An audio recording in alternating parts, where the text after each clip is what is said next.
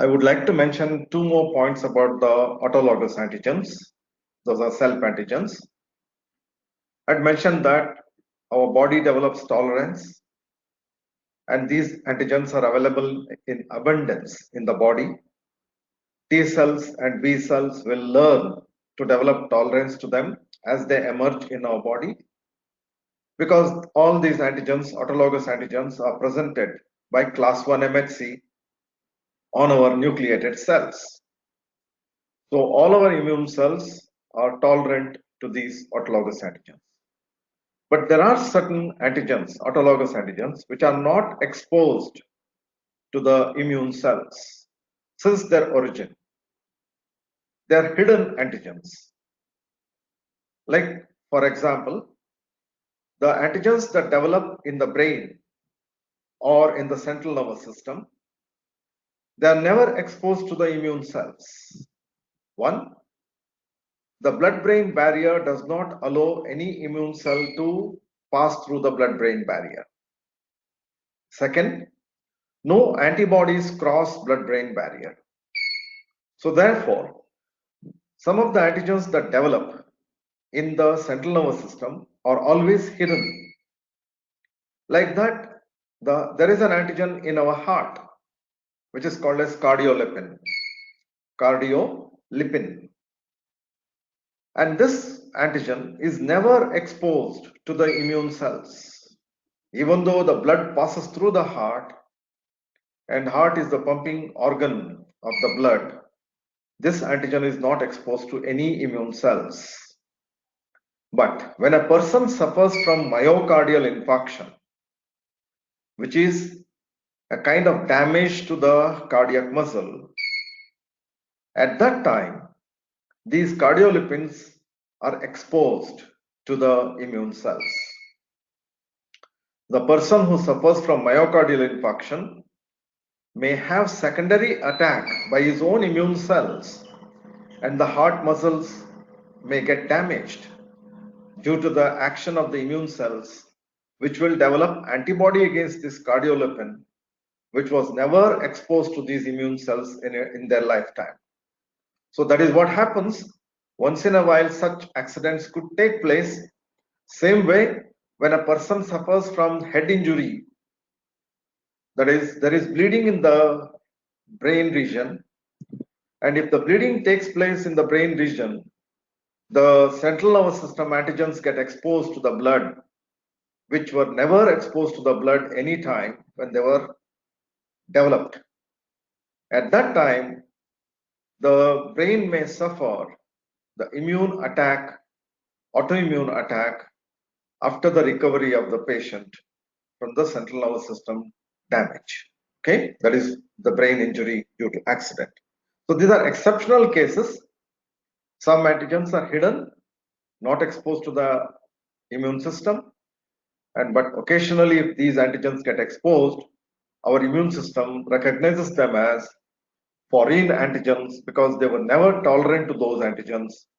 Therefore, they mount an immune response. We will come across these examples once again when we are going to talk about autoimmune disorder. Now we will move on to the important characteristics or the properties that govern antigenicity. If a molecule has to qualify itself as an antigen, what all the characteristics it should possess?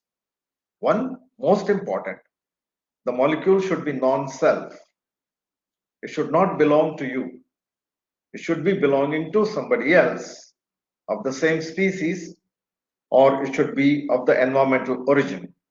Could be of bacterial, viral, or plant origin. So therefore, it is given a term called as foreign. The foreign antigen, which is non-self, will qualify itself to be an antigen because it can elicit or stimulate the immune response. And I have already clearly told you that any foreign material does not qualify itself to be an antigen. It should be capable of stimulating an immune response. I stress once again, the foreign materials like dust particles, carbon particles, silica particles, all this cannot qualify themselves as antigens. Why, we will see it later. I have already mentioned that these molecules cannot be digested by the antigen presenting cells. They cannot be broken down. When a non-self molecule enters your body, and that foreign molecule of bacterial or viral origin, generally it will be of organic nature. It could be a protein, it could be a glycoprotein, or it could be a lipoprotein, right? And the cells that process that antigen have necessary enzymes to digest that particular antigen.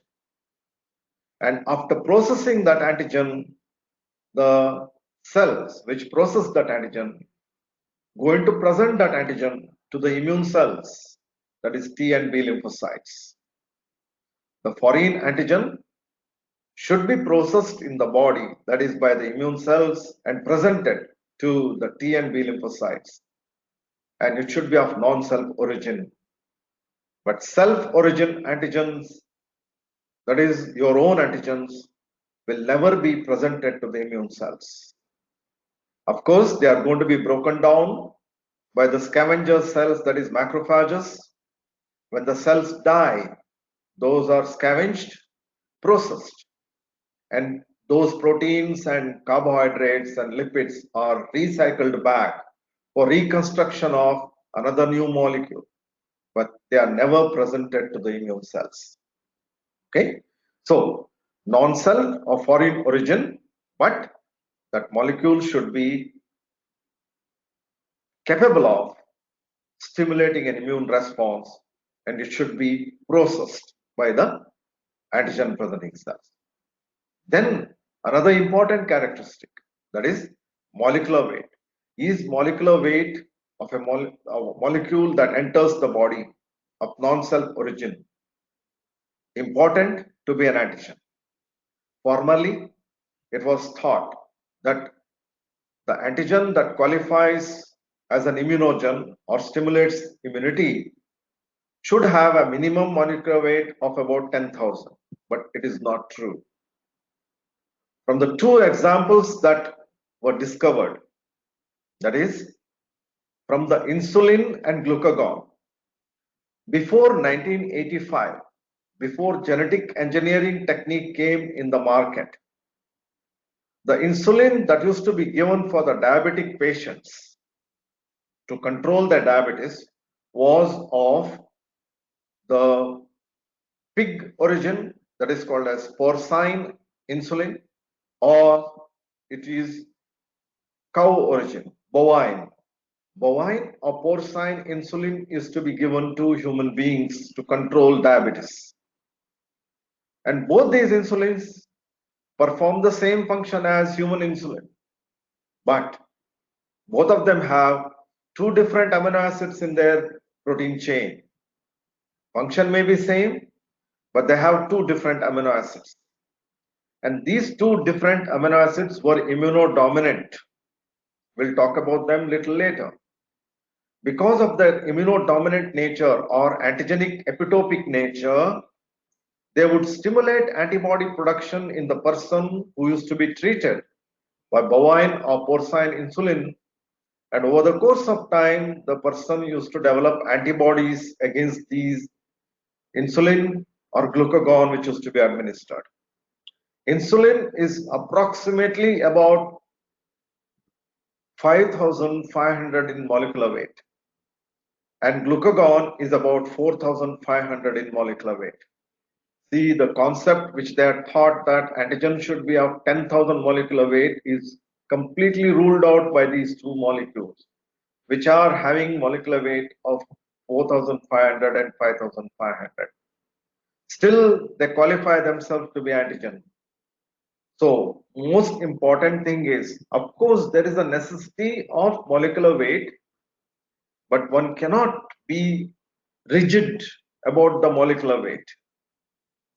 If the molecule contains strong antigenic epitopes, it automatically qualifies itself to be an antigen. And which are these strong antigenic epitopes? I will tell you later. But keep in mind, molecular weight is important. A very single molecule, single amino acid molecule, which is immunodominant in a protein molecule, if you inject into a person and expect an antibody to be produced against that immunodominant amino acid, one cannot expect the antibody production. That is what I'm saying. Immunodominant molecules are generally of the amino acid nature or the amino sugars like glucosamine, galactosamine, all these are immunodominant groups. Similarly, tyrosine, phenylalanine, glutamic acid, aspartic acid, right? Threonine, such amino acids are immunodominant groups. But single amino acid cannot be immunogen. You cannot, even though it becomes an immunodominant group in a protein, by injecting an amino acid which is having a very low molecular weight, you can't expect an antibody production. I hope you are convinced now that molecular weight is an important criteria and it plays a major role in antigenic property. Then coming to heterogeneity and chemical composition. You have never heard of people being allergic or hypersensitive to starch. Nobody is hypersensitive to starch. One cannot develop immunity or antibody against starch or allergy against starch. Similarly, against cellulose or simple oils or fats, simple oils or fats, and pure nucleic acids. Starch, cellulose, pure fats, that is oils, pure nucleic acids cannot be immunogenic. Never mind, they may be having the molecular weight. See, I had mentioned that molecular weight is very important. Starch can be of molecular weight more than 1 lakh. You cannot find the molecular weight of starch because it has unending n number of alpha glucose residues as a polymer. Similarly, cellulose has unending n number of beta glucose residues as a polymer. And pure fat is nothing but it is a triglyceride of oils. And pure nucleic acid, that is simple DNA chain without histone, without protein, and simple RNA chain without association with protein cannot be immunogenic. So remember that just because having a large molecular weight, a homopolymer does not qualify itself to be an antigen. It should be a heteropolymer. Similarly, if you synthesize artificially a chain of protein made up of polylysine amino acid n number of times, maybe millions of molecular weight, or polyalanine, a polypeptide chain, it is a homopolymer. Polylysine and polyalanine polypeptide chain being a homopolymer cannot stimulate immunity or it cannot be antigenic. One thing, homopolymers can never qualify themselves to be an antigen. But the heteropolymer could become an antigen. That is, in the starch, if you substitute like amino sugars, starch molecule is made up of alpha glucose. In that, you substitute now few glucosamine molecules or galactosamine molecules in starch. Galactosamine and glucosamine are the amino sugars. When you substitute that in starch, in the chain of starch, that starch molecule, because of the substitution of the glucosamine and galactosamine, becomes antigenic. Okay, so glycosaminoglycans, these are, most of them are mucopolysaccharides. They do contain alpha glucose residues, but having interspersed with large number of galactosamines and glucosamine residues there in that. Therefore, glycosaminoglycans being heteropolymers, they become antigenic.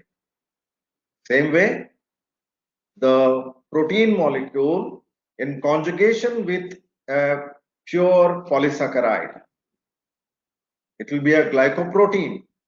When it conjugates with a pure polysaccharide, when it becomes a glycoprotein, that glycoprotein becomes a strong antigen.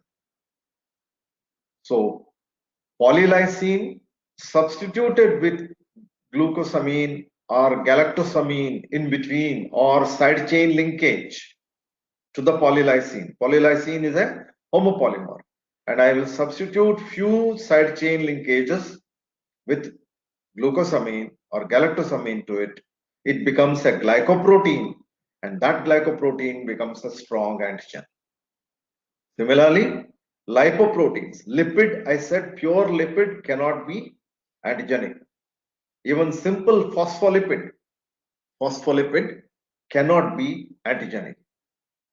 But that phospholipid in conjugation with a amino residue, then it becomes, the phospholipid becomes antigenic. So lipoproteins are a conjugated form of organic molecule, that is lipid molecule in conjugation with protein. Phospholipoproteins, they are strongly antigenic. Glycolipids are antigenic. Nucleoproteins are antigenic. I said pure nucleic acid cannot be antigenic, but in association with protein, on conjugation with protein, a nucleoprotein is antigenic. And that is what now used as a strategy. Nucleoprotein of coronavirus is used for developing a vaccine. Remember that nucleoprotein or nuclear protein that is present in the coronavirus is antigenic. It has been used for the preparation of vaccine. So let us move on further. So I already mentioned that homopolymers cannot be. Now in that, let us take one homopolymer, polylysine, an artificial peptide that you synthesized, having, let us say, about 1000 or 2000 lysine residues, peptide bonded, CONH bonded lysine residues. It is a homopolymer. It is not antigenic.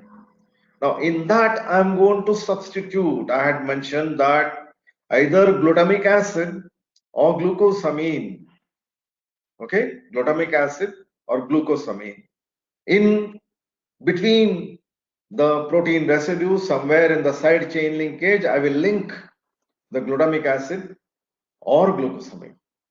When you do that, the polylysine molecule, which was not antigenic, when it reaches a molecular weight of 40,000, 30 to 40,000 or so, it becomes antigenic with substitution of glutamic acid or glucosamine. Instead of glutamic acid or glucosamine, if you choose an aromatic amino acid, tyrosine, and insert it in the homopolymer of polylysine, tyrosine is inserted in the homopolymer of polylysine. You can even use that as a side chain linkage. Then you will see that within 10 to 20,000 molecular weight, the polylysine molecule becomes antigenic. Within 10 to 20,000 molecular weight, because of the substitution of tyrosine, it becomes antigenic. Then you move ahead further. Both tyrosine and phenylalanine, if you substitute in that polylysine chain, see the molecular weight drops to 4,000. Where it was, when it was a lakh molecular weight, a homopolymer was not antigenic. But when you substituted glutamic acid or glucosamine, within 30 to 40,000 molecular weight, that polylysine became antigenic. At the same time, if you have substituted tyrosine molecule in it, it became antigenic within 10 to 20,000. But when you substituted two aromatic amino acids, tyrosine and phenylalanine, within 4,000, see, such a low molecular weight molecule now, polylysine chain, having tyrosine and phenylalanine as inserts, becomes antigenic within 4,000.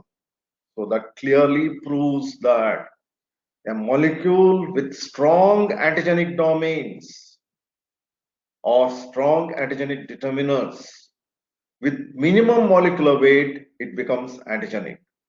Tyrosine, phenylalanine, glutamic acid, glucosamine are considered to be immunodominant groups. That is why majority of our antigens which are responsible for stimulating immune response in us are having these molecules in them inherently so that they become antigenic.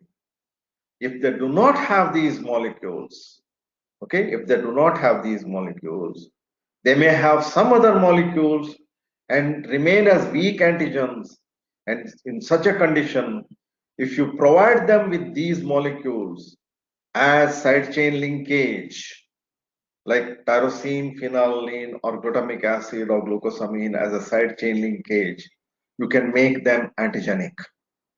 You can drop down their molecular weight from a large molecular weight to a smaller molecular weight and make them antigenic. And that is the strategy used in development of vaccines. When they know that when a particular molecule that they have isolated for production of vaccine, the molecule that they are producing by genetic engineering technique as subunit vaccine, when they find that that subunit vaccine molecule is not strongly antigenic because it doesn't have immunodominant groups, they will conjugate it with an immunodominant group and make it strongly antigenic and then use it for the vaccine purpose. So that is why knowing the antigenicity and the immunodominance of the antigenic group is very, very important. And with minimum molecular weight, you can stimulate the antibody production. Continuing with properties of the antigens. After we have discussed 3 points, that is non-self or foreignness, molecular weight requirement, heterogeneity and complexity, we come to another important property, that is antigen processing. I already mentioned to you that if the molecule qualifies itself to be an antigen, it should be processed by the antigen presenting cell. Antigen presenting cells are provided with large number of enzymes in their lysosomes. And these enzymes can easily digest any complex organic molecule that enters. And they phagocytize that particular antigen either by through endocytotic process, or if it is a soluble antigen by pinocytotic process, or if it is a particulate antigen by phagocytosis process. And once it is inside the cytoplasm of an antigen presenting cell, that antigen is going to be broken down into bits and pieces by digestion, by the action of proteases, by the action of carbohydrases and lipases. It is broken down. And if it is an exogenous antigen, means outside origin of bacterial and viral origin, or could be even plant origin, it is going to be processed by the antigen presenting cells and presented on class 2 MHC. Please underline this statement. Exogenous antigens means antigens of external origin. When processed by the antigen presenting cells, they are going to be presented on class 2 MHC. We are going to deal with this in detail in unit 3. And when they are presented on class 2 MHC, it is going to be recognized by the Th cell or T helper cell. The T helper cell recognizes this antigen and then gets activated. Suppose the antigen is of endogenous origin, means it could be of bacteria or virus residing inside the cell and it is processed by the cell. Or it is an extraneous antigen or a strange antigen expressed due to mutation in our body by any strange cell or a cancerous cell. And that endogenous antigen is going to be presented on class 1 MHC. It is the thumb rule. Endogenous antigens are presented on class 1 MHC and that is recognized by the TC cells or T cytotoxic cells, which are also called as CD8 T cells. And these cells, when they recognize that antigen on class 1 MHC, they cause death to that cell by killing mechanism. Okay, TC cells are not known to cause cytotoxicity, that is killing of the target cell. Cancer cells get killed by T cytotoxic cell or CD8 T cell.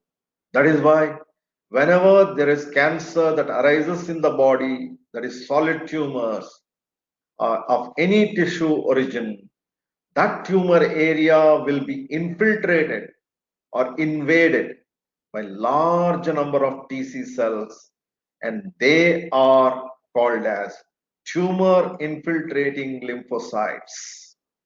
TIL, tumor infiltrating lymphocytes. Tremendous amount of CD8 T cell activity will be seen in the cancer. They try the level best to kill the cancer cells, but cancer cells supersede and evolve and they evade the immune response. That is why finally the cancer kills the human being. Okay, whatever may be, the endogenous antigens are presented on class 1 MHC and exogenous antigens are present on class 2 MHC. And it is an important process for the development of immune system or development of immune response. So that is the most important characteristic of an antigen, means it should be processed. So you all know from your biochemistry that almost all proteins that we consume or almost all proteins that exist in us are made up of L amino acids. All amino acids are L means levorotatory. And these amino acids form the peptides and those are the proteins that exist in nature. Hence, we have the enzyme to process the peptides formed from L amino acid. Let us take an important protein which is with a minimum molecular weight having L amino acid peptides as an example, and then using that protein sequence of amino acid, you synthesize a protein using D amino acids, dextrorotatory. D amino acids are going to be used to synthesize that protein artificially. You know that that protein is strongly antigenic, but it is made up of L amino acids.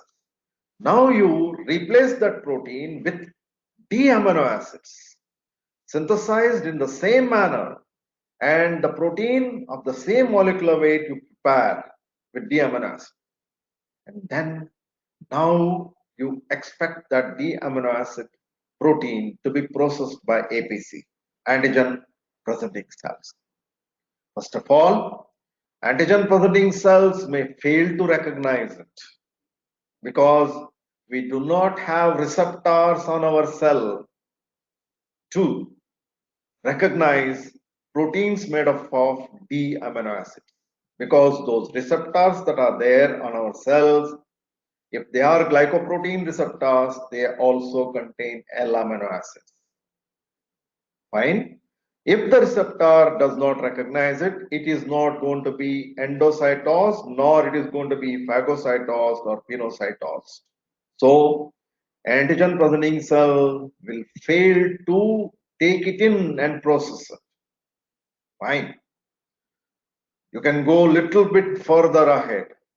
Forcefully, if you inject it into the antigen presenting cell, or you try to digest that D amino acid protein with the lipases, proteases, and carbohydrates extracted from the lysosomes of the antigen presenting cells. Lysosomes of the antigen presenting cells contain these enzymes for processing the antigens. Fine. Now what you do is you take these enzymes from the lysosome and add it to the protein that you have synthesized artificially using the amino acid. It is not going to be broken down. It is not going to be recognized by those enzymes. Remember, those enzymes are nothing but they are also proteins. All enzymes are proteins. And if they are proteins, functional proteins, they are made up of L amino acids. So therefore, this is another classical example that just merely having amino acids in a protein is not good enough. That amino acid should be of particular characteristic of orientation and a stereoisomer. It is only L amino acid stereoisomer is broken down and not D amino acid. So that is a very important property as far as antigens are concerned. They are broken down and presented, and that is very, very important for antigen to qualify itself to be an antigen. Then comes continuity of the properties of the antigen. Complexity. Is it necessary that the molecules that are encountered as antigens should be complex? Yes. I said pure polysaccharide is not complex. It may be having branches, it may be amylopectin, it is amylose, but still it is not antigenic. Pure glucagon is not antigenic. Okay. Or pure glycogen is not antigenic. And pure nucleic acid is not antigenic. Remember, some of the pure polysaccharides of the bacterial origin, pure polysaccharides of bacterial origin come under that category. They are not strongly antigenic. They are very, very weak antigens. That is why I had mentioned in vaccine preparation, conjugated polysaccharides. These polysaccharides need a conjugating substance which is a strong antigen which needs to be attached to them or conjugated to them to make them antigenic. So therefore, the complexity of the molecule is very, very important. And that complexity you can achieve only through heteropolymeric nature by conjugating with other molecules.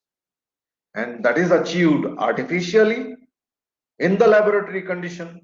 Once you know that any of those antigens that you have isolated of the foreign origin are not strongly antigenic, you need to artificially modify them. And that modification is done using strong antigenic epitopes. I already told you that you can use glutamic acid, you can use tyrosine, you can use phenylalanine or glucosamine molecules to be conjugated and make them strongly antigenic. So complexity is very, very important. Then comes conformation, structure of the molecule. You are come across each and every molecule when it is a polymer, it assumes a structural pattern. For example, protein molecules can be in a primary structure. Protein molecules can assume secondary structure, which is alpha helical, or it could assume beta pleated structure, or it could be tertiary and quaternary. That complexity increases with the larger molecular weight. And with the large number of heterogeneous amino acids, there is intra-chain bonding that may take place, and molecule will assume a shape, a conformation, a shape. Say for example, a globular protein which is a simple albumin that is there in your blood.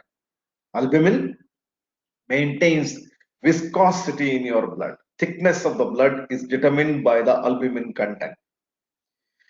And that albumin is a simple globular protein. Globular protein is a tertiary structure. Okay, it is a tertiary structure. It is soluble in water and it is antigenic. When you inject albumin into an animal, it will develop antibody against it. Say for example, egg albumin. We have seen the white of an egg, which is transparent, watery like substance. When you dissolve it in water, it dissolves in water. Now, when you heat it, most of you have seen when you heat the egg, what happens to the albumin? The albumin becomes white and becomes solid. And the same soluble albumin, which was soluble in water, once it becomes white after heat treatment, it is denatured. Now, can you dissolve it in water? Try and dissolve it in water. It is not going to be soluble. Denatured proteins show least solubility in water. So that denatured albumin, you cannot dissolve it. Now you macerate it. Use a mixer or use a grinder. Macerate it into fine matter and then put it in water. It may become a milky suspension, but still it is not going to dissolve in water. And it will be just an emulsion. Now let us take an example. When you use egg albumin to immunize an animal, that egg albumin was globular protein and it was soluble. You injected into an animal, it developed an antibody. Now that antibody recognizes that albumin and you can demonstrate that in Presbyterian reaction. You can recall back the Presbyterian reactions that I had explained to you. Simple immunodiffusion technique or by countercurrent immunoelectrophoresis technique or by immunoelectrophoresis technique, you can demonstrate that that albumin reacts with antibody and forms a white precipitate. Okay, it shows simple Presbyterian reaction. Now, I had said that albumin you can denature it. The denatured albumin now you have. To that you add antibody and then observe it under the microscope. You will not see agglutination. The denatured albumin, which is macerated into fine particles, and it is a milky suspension that is available with you now because it is not soluble in water now. To add antibody that you had already prepared against the globular albumin, it will not develop, it will not show Presbyterian reaction, it will not show agglutination reaction. All its antigenic determiners have changed their position when you heated it and denatured it. Alteration in structure of the molecule, which was an original molecule, which was used for the production of antibody, that antibody will recognize only that original molecule. Moment to change its structure, conformation, it will not recognize it.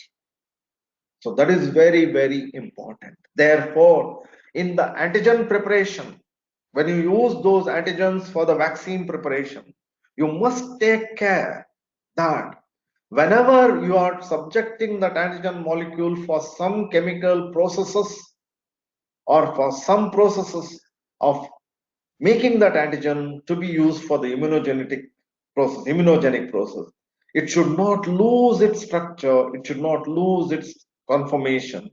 If it loses its conformation, it may lose the antigenicity. Okay, so it is very important to keep that point in mind and then prepare the vaccine. Same way I had told you about toxoid preparation. Toxoids are the toxins of bacteria, which are strong antigens, which have treated them with chemical, formaldehyde, or used phenol, and then converted them into the oxide forms. When you convert them into oxide forms, if they lose their antigenicity, that oxide cannot be used for vaccine.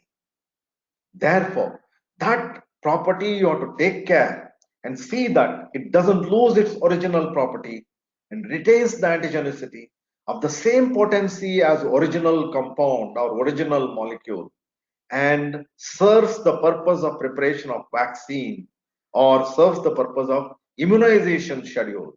So that is very, very important. So we'll stop here. Thank you.